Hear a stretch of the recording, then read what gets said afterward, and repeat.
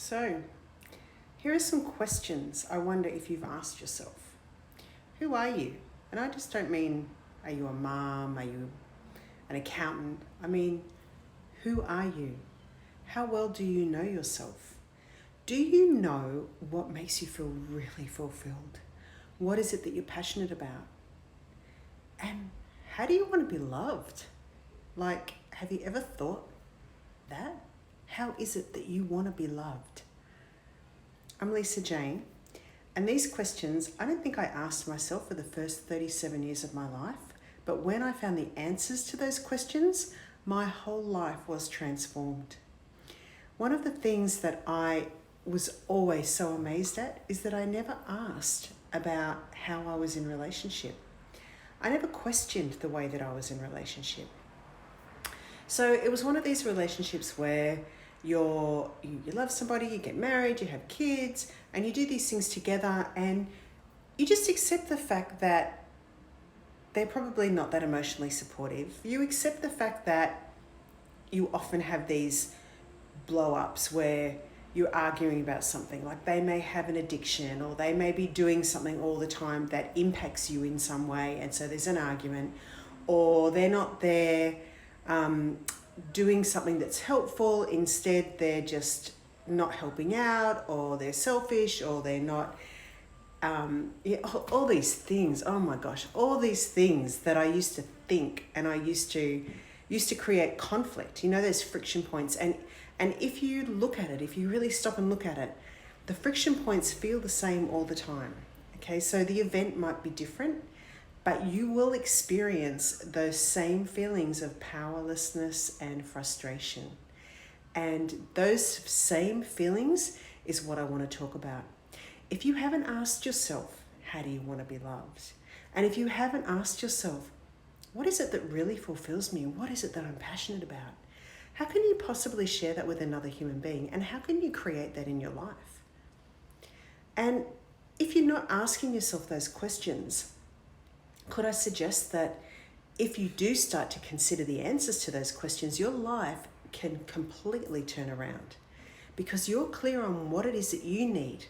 You're clear on what it is you need to feel fulfilled, and you start to know yourself. You're building the relationship that you have with yourself. Now, you may choose not to make this a priority, and that's absolutely your choice. However, I'd really love to suggest that knowing yourself, knowing what it is that makes you feel fulfilled, how you want to be loved, discovering how you are in relationship, understanding why it is that you are activated by certain behaviors in another human being, understanding why you have certain needs that you feel are never met. Like, you might be a person that never feels supported, or you might feel like you're a person that you're always giving and nobody gives back to you. Why is that?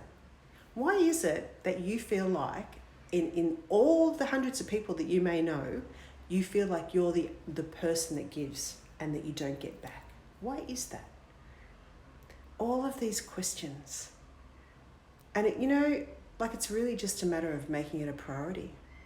Remembering who you are. Knowing what it is that you need to feel fulfilled.